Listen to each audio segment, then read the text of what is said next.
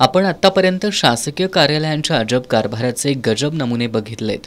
संभाजी ब्रिगेडचे राज्य सहसंघटक रुपेश पाटील आणि संभाजी ब्रिगेडच्या जिल्हास्तरीय पदाधिकाऱ्यांच्या पाठपुराव्यामुळे वैधमापनशास्त्र विभागाचा असाच गजब कारभार चव्हाट्यावर आलाय।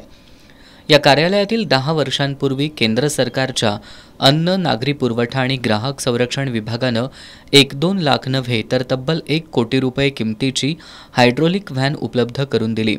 साखर कारखान्याच्या काट्यांची तपासणी करण्यासाठी दिलेली ही व्हॅन गोकुळ दूध संघाच्या आवारातील एका झाडाखाली धूळ खात पडून असल्याचा धक्कादायक प्रकार उघडकीला आलाय। या संदर्भात संभाजी ब्रिगेडनं माहिती मागितल्यानंतर वैधमापनशास्त्र विभागानं चालक आणि ऑपरेटर नसल्यामुळे ही व्हॅन गेल्या 10 वर्षात वापरलीच नसल्याचं लेखी उत्तर दिलंय। या उत्तरानंतर या विभागाचा अनागोंदी कारभार लोकांसमोर आलाय। या विभागानं आता तरी ही व्हॅन वापरात आणावी अशी मागणी करत आज संभाजी ब्रिगेडनं या विभागाच्या अधिकाऱ्यांच्या उपस्थितीत व्हॅनचं लोकार्पण करण्याचा निर्णय घेतला होता।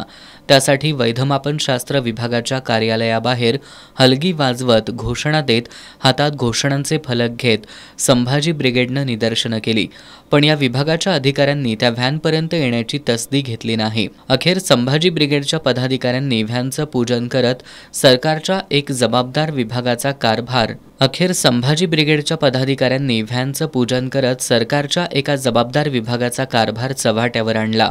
संभाजी ब्रिगेडच्या या आंदोलनानंतर तरी वैधमापनशास्त्र विभागाला लाज यावी आणि या व्हॅनचा वापर करण्यासाठी त्यांना सुबुद्धी मिळावी हीच अपेक्षा।